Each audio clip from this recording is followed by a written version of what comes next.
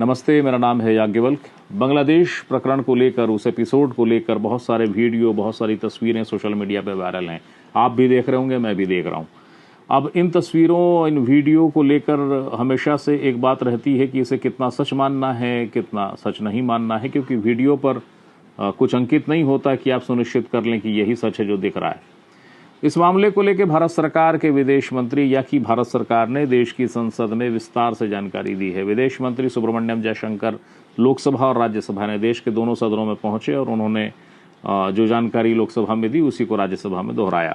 तो ये जो जानकारी उन्होंने दी, ये सबसे सही तरीका है फिलहाल ये समझने का कि आखिरकार घटनाक्रम क्या हुआ है और उस पर भारत सरकार का रुख, रवैया क्या है, भारत सरकार उसको लेकर किस मोड में है।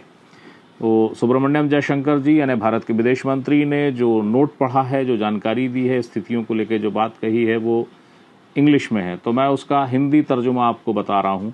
हिंदी तर्जुमा भी पूरा नहीं है, जो मुझे उसके मुख्य बिंदु लगे हैं, जो मुझे लगता है कि आपको जानना, आपको बताना जरूरी है, महत्वपूर्ण हो सकता है, वो मैंने बता दिया है। जिन आदरणीय दर्शकों को लगता है कि उन्होंने पूरा सुनना है, तो आखिरी में वो पूरा जो उनका नोट है, जो बयान है, वो लगा हुआ है, आप उसको देख सकते हैं। तो भारत के विदेश मंत्री सुब्रमण्यम जयशंकर ने जब सदन में बताना शुरू किया तो सबसे पहले उन्होंने ये बताया कि बांग्लादेश से भारत के रिश्ते बेहद गर्मजोशी से भरे रहे हैं, चाहे पार्टी किसी की हो, राजनीतिक दल किसी का भी हो, उधर या इधर।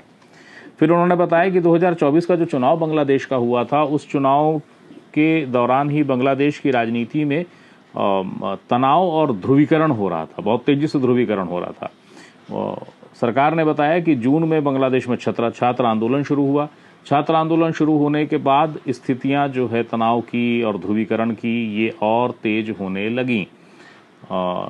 तनाव और बढ़ा और उसके साथ साथ छात्र आंदोलन इस कदर हिंसक होने लगा कि जो वहाँ के सार्वजनिक भवन थे, यातायात के साधन थे, रेल की जो भी साधन संसाधन रहे होंगे, उन सबको नष्ट किया गया, उन पे हमले होने लगे। और ये जून में छात्र आंदोलन शुरू हुआ जो कि हिंसक हो गया था और ये जुलाई तक लगातार जारी रहा। भारत सरकार ने ये बताया है कि इस दौरान, यानी जून जुलाई का ये जो समय था, इस दौरान भारत सरकार ने बांग्लादेश में जो भी राजनीतिक शक्तियां या पार्टियां वहाँ सक्रिय रही हैं, उन सबसे संपर्क किया है और उन सबको कहा कि भाई ये जो कुछ हो रहा है इसको रोक लीजिए, इस पर वार्ता कीजिए, संवाद करिए और हालात को शांत कर लीजिए। लेकिन जो नज़ारा आया सामने, उससे ये साबित हुआ कि सलाहियत, आग्रह और जो भी भारत सरकार कह सकती थी, कर सकती थी, उसने किया, लेकिन हालात बेकाबू हुए। भारत सरकार ने सदन को ये बताया कि 21 जुलाई को, यानी बीते 21 जुलाई को बांग्लादेश की सुप्रीम कोर्ट का फैसला आया। ये वही फैसला सुप्रीम कोर्ट का जिसमें आरक्षण को लेकर एक डायरेक्शन आया था और छात्र इसको लेकर भड़क गए। दरअसल वहाँ आरक्षण का एक मुद्दा है। जो छात्र आंदोलन वहाँ पे चल रहा था, वो छात्र आंदोलन कह रहा है कि हमें आरक्षण नहीं चाहिए, आप आरक्षण मुक्त कर दीजिए व्यवस्था को। लेकिन सुप्रीम कोर्ट का डायरेक्शन कुछ ऐसा था जिससे आरक्षण फिर से प्रभावी हो रहा था, जिसको लेकर गतिरोध बढ़ा था। जो तत्कालीन वहाँ की प्रधानमंत्री थी, उनकी ओर से भी कुछ ऐसी टिप्पणी आई शेख हसीना की ओर से, जिससे छात्र आंदोलन या छात्रों का गुस्सा और भड़क गया। उन्होंने उनको रजाकार जैसी टिप्पणी कर दी और रजाकार बहुत गाली जैसा शब्द बांग्लादेश के राजनीतिक चेतना में दर्ज है और इसको लेकर भी गुस्सा बढ़ा। खैर, ये दूसरा विषय है। मैं वापस लौट आता हूं कि आखिरकार भारत सरकार ने सदन में क्या क्या बताया। तो भारत सरकार ने ये बताया कि जब सुप्रीम कोर्ट का वो फैसला आया तो उसके बाद हालात और बिगड़ गए, बेकाबू हो गई स्थितियां। और भारत सरकार का जो शब्द है सदन में, वो ये कह रहा है कि 21 जुलाई को सुप्रीम कोर्ट का फैसला आया और उसके बाद लिए गए कई फैसलों और कार्यवाही से हालात और बिगड़ गए।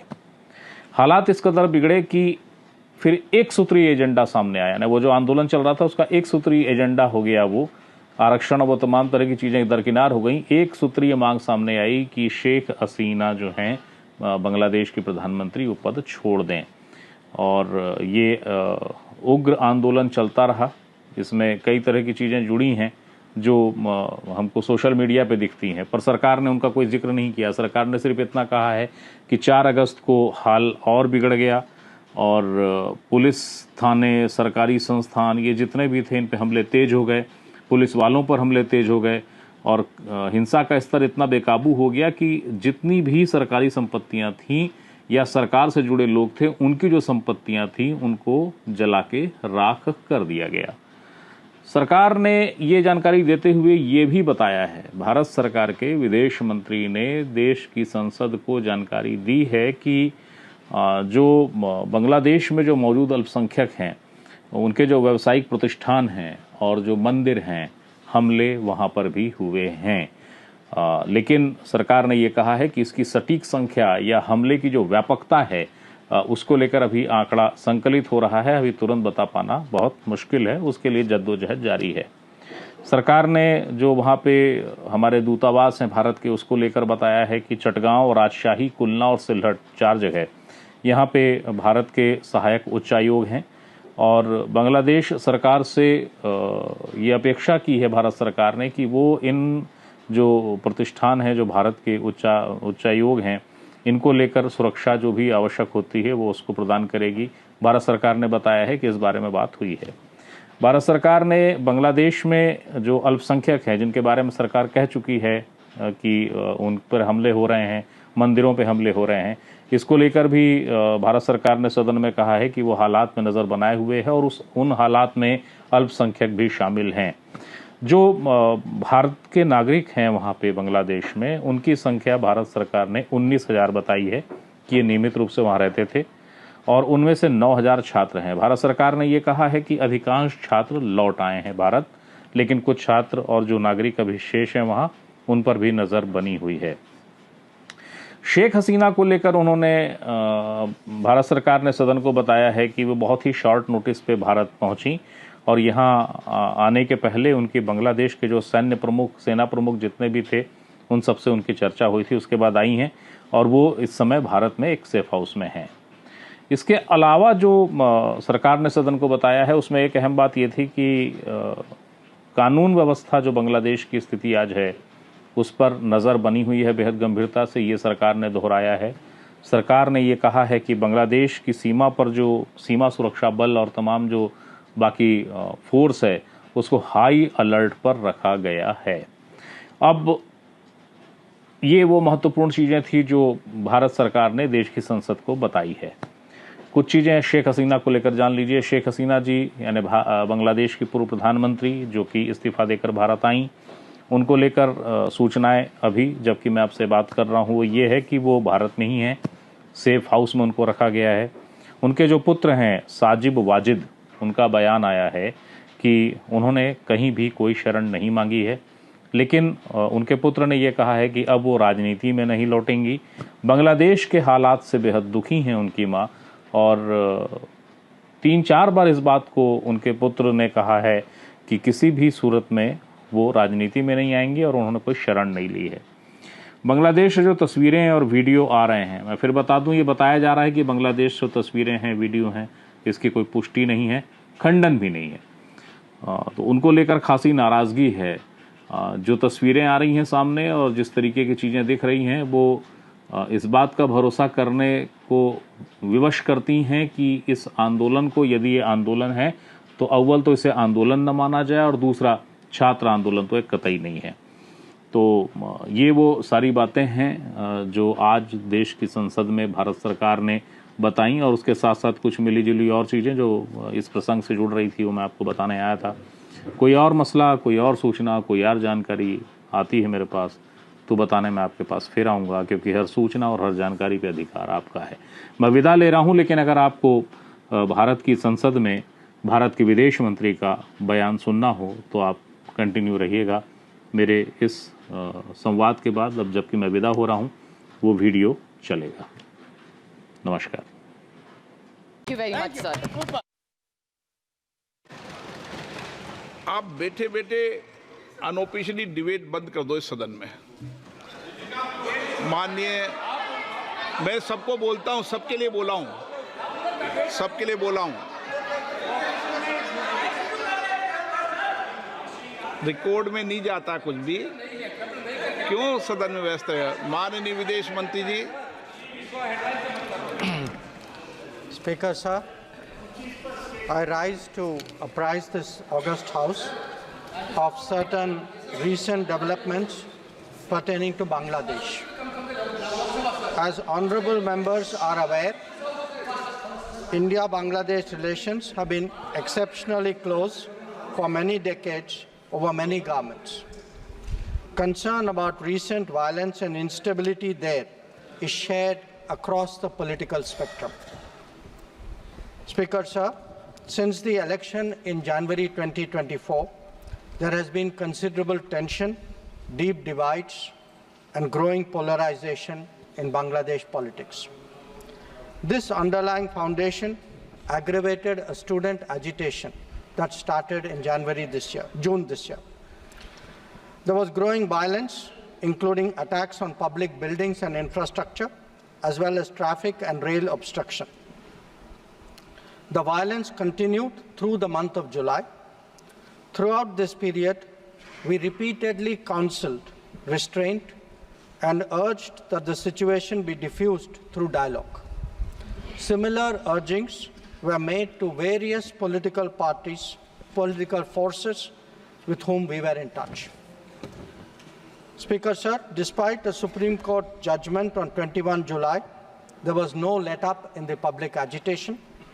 Various decisions and actions taken thereafter only exacerbated the situation. The agitation at this stage coalesced around a one-point agenda, that is that Prime Minister Sheikh Hasina should step down. On 4th August, events took a very serious turn. Attacks on police, including police stations, and government installations intensified even as overall levels of violence greatly escalated. Properties of individuals associated with the regime were torched across the country. What was particularly worrying was that minorities, their businesses and temples also came under attack at multiple locations. The full extent of this is still not clear. Speaker, sir, on 5th August, demonstrators converged in Dhaka despite the curfew. Our understanding is that after a meeting with leaders of the security establishment, Prime Minister Sheikh Hasina apparently decided to resign. At very short notice, she requested approval to come for the moment to India. We simultaneously received a request for flight clearance from the Bangladesh authorities. She arrived yesterday evening in Delhi. Speaker, sir, the situation in Bangladesh is still evolving. The Army Chief, General Waqar-uz-Zaman, addressed the nation on 5th August. He spoke about assuming responsibility and constituting an interim government. We are in close and continuous touch with the Indian community in Bangladesh through our diplomatic missions. There are an estimated 19,000 Indian nationals who usually live there, of which about 9,000 are students. The bulk of the students, however, have already returned to India in the month of July on the advice of the High Commission. In terms of our diplomatic presence, in addition to the High Commission in Dhaka, we have assistant High Commissions in Chittagong, Rajshahi, Khulna, and Sylhet. It is our expectation that the host government will provide the required security protection for these establishments. We look forward to their normal functioning once the situation stabilizes. Speaker, sir, we are also monitoring the situation with regard to the status of minorities. There are reports of initiatives by various groups and organizations to ensure their protection and well-being. We welcome that. We welcome that and will naturally remain deeply concerned till law and order is visibly restored. Our border guarding forces have also been instructed to be exceptionally alert in view of this complex situation. Speaker, sir, in the last 24 hours, we have been in regular touch with the authorities in Dhaka. This is the situation as of now. I seek the understanding and support of the House in regard to sensitive issues regarding an important neighbor on which there has always been strong national consensus. Thank you.